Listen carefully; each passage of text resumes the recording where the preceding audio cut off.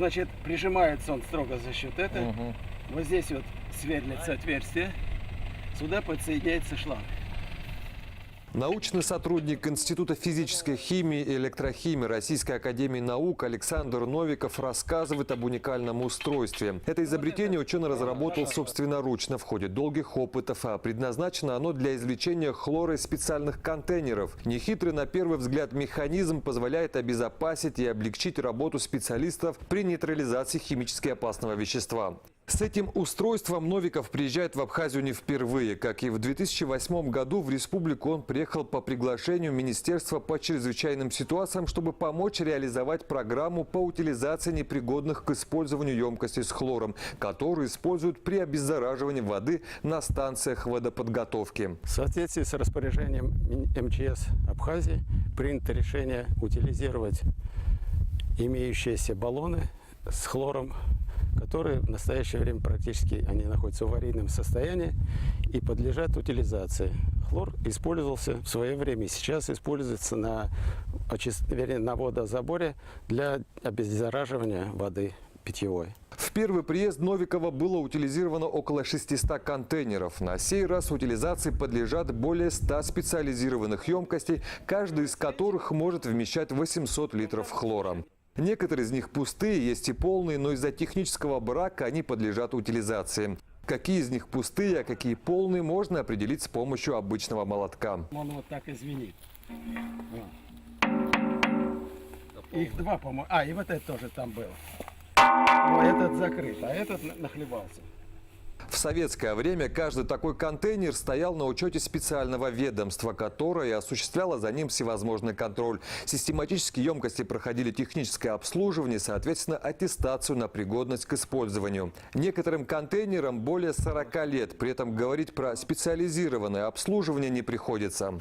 В Советском Союзе существовало специальное министерство по контролю за этим обращением, производством и сдачей. То есть строго было нормировано. Вы, если получили талон под номером, вернее баллон под номером, с датой его окончания, после использования он подлежал опять возвращению. В данном случае в Волгограде был специальный завод, который после развала Советского Союза, естественно, этот учет и контроль потерян. Даже в кажущихся пустыми баллонах и контейнерах содержится до 2-3 литров хлора, который при утечке может нанести вред здоровью человека и окружающей среде.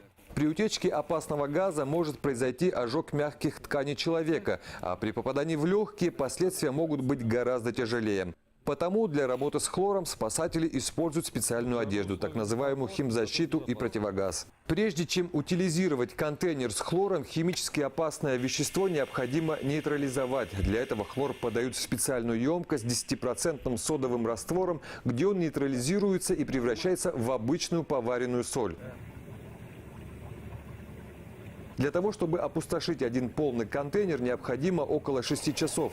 За 3 дня работ по нейтрализации хлора обработано более 10 контейнеров. Давление до 15 атмосфер. В случае проделывания отверстия и соответствующего канала, в данном случае через шланг, он поступает вниз, под низ этой самой воды емкости, и при подъеме он нейтрализуется в сода. Получается безвредное, так сказать, вещество. А хлор вообще получается путем электролиза из соли. В данном случае наоборот. Хлор переводим опять в натрий хлор. После этого баллоны полностью открываются, промываются, и дальше они уже подлежат сдаче на металлолом. Мероприятия по утилизации баллонов и контейнеров с хлором, которые пришли в негодность или с истекшим сроком, проходят в Ачамчирском районе. Осуществляет их отдел по обезвреживанию взрывоопасных предметов и химически активных веществ МЧС Абхазии. Министр по чрезвычайным ситуациям Лев Квициня лично следит за работами. Он заверил, что никакой опасности для населения и окружающей среды данные мероприятия не представляют. Спасатели, по словам главы ведомства, осуществляют постоянный биологический и химический контроль. Здесь работают специалисты, которые неоднократно утилизировали такого рода контейнера, баллоны, связанные с хлором. И я уверен, что здесь никакой угрозы ни для природы, ни угрозы населения абсолютно отсутствует. Как правило, хлор хранят в стальных контейнерах и баллонах высокого давления, которые маркируют зеленой полосой, но со временем окраска может сойти. Спасатели отмечают, что, не понимая всей опасности, некоторые люди сдают емкости из-под хлора в пункты приема металлолома или пытаются приспособить их для бытовых нужд. И уже было зафиксировано несколько случаев утечки хлора из испорченных баллонов. Министерство по чрезвычайным ситуациям рекомендует всем жителям республики быть внимательными и в случае обнаружения контейнеров или баллонов с хлором немедленно обращаться в службу спасения.